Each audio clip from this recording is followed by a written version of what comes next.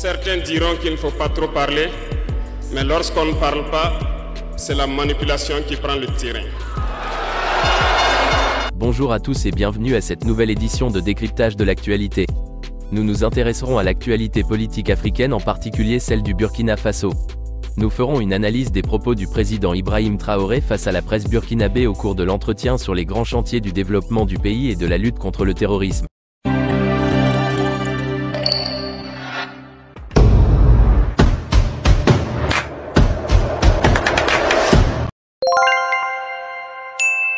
Comme vous le savez, dans la soirée du vendredi 26 avril 2024, le président Ibrahim Traoré, président de la transition, a eu un entretien avec la presse burkinabé sur la radiodiffusion télévision burkinabé.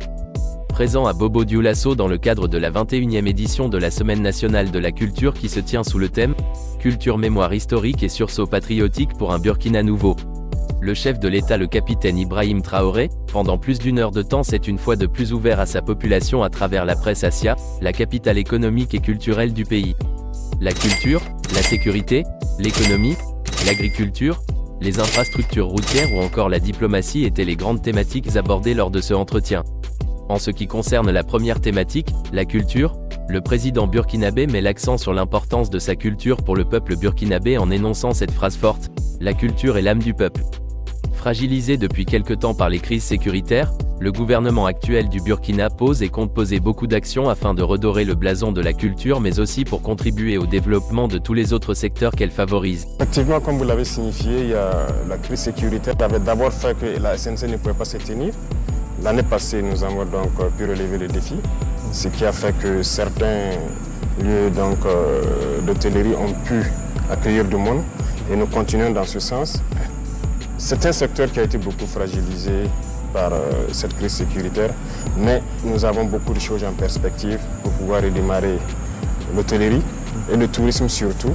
Je pense que si vous suivez les décisions que l'on prend en Conseil des ministres, alors nous faisons tout. D'abord, il s'agissait de réorganiser carrément le secteur du tourisme et de la culture. Le ministère a assez bien bossé pendant tout ce temps. Nous avons pu adopter tous les textes pour réorganiser.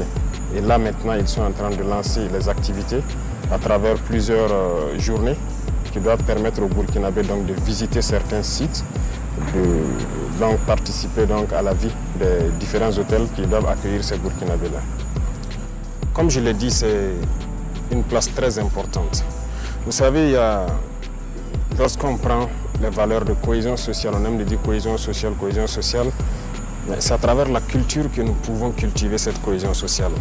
Voilà, aujourd'hui, les artistes vont quitter de partout, du plein sud au Sahel, de l'est à l'ouest, ils vont se retrouver, ils vont communier. Et ce sera l'occasion pour la plupart de voir comment les autres vivent, quelles sont leurs valeurs, et ainsi de suite, et partager. Deuxième chose, nous avons beaucoup de valeurs telles que je l'ai cité, la solidarité, le patriotisme même, ça se trouve dans la culture. Alors, le Conseil des ministres du 6 mars dernier a institué le 15 mai de chaque année comme journée des cultures et traditions. Alors, quelle est la pertinence de cette journée qui fait couler beaucoup d'encre et de salive? Il y a beaucoup d'objectifs derrière. Premièrement, c'est comme on a dit, il faut repartir aussi aux sources parce que, comme diraient certains, nous ne sommes pas tombés du ciel. Il y a beaucoup de confessions religieuses au Burkina Faso. Il y en a qui sont des confessions chrétiennes, que ce soit catholiques ou protestantes. Il y a la confession musulmane, mais il y en a aussi qui ont la confession d'adorer les ancêtres. Donc il n'y a pas d'athée au Burkina, ça je ne pense pas. Tout le monde croit en Dieu à travers quelque chose. Donc c'est une occasion aussi donnée aux traditionalistes de pouvoir fêter, exprimer, être en contact direct avec les ancêtres et pouvoir donc prier pour le Burkina Faso.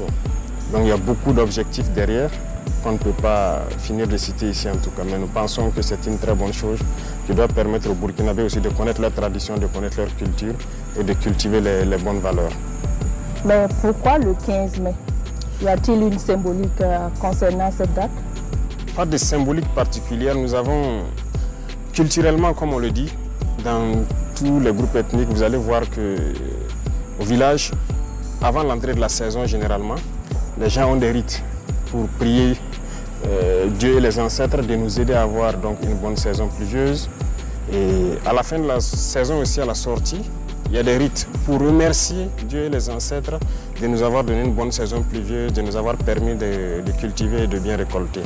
Donc nous avons proposé cette date donc, aux traditionalistes qui ont réfléchi et donc à l'unanimité ils se sont mis d'accord sur la date du 15 mai qui consacre donc l'entrée aussi dans la saison. Justement, Monsieur le Président, est-ce que cette journée des coutumes et des traditions est une sorte de réparation donc, pour mettre les religions dites révélées au même titre que les religions traditionnelles?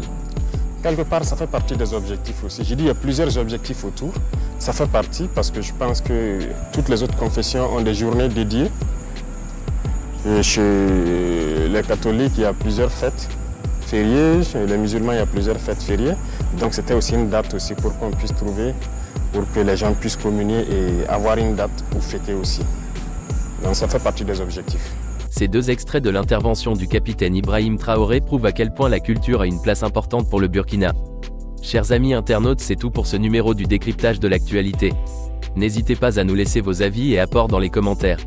Surtout n'oubliez pas de liker. À très bientôt pour de nouvelles sessions d'information.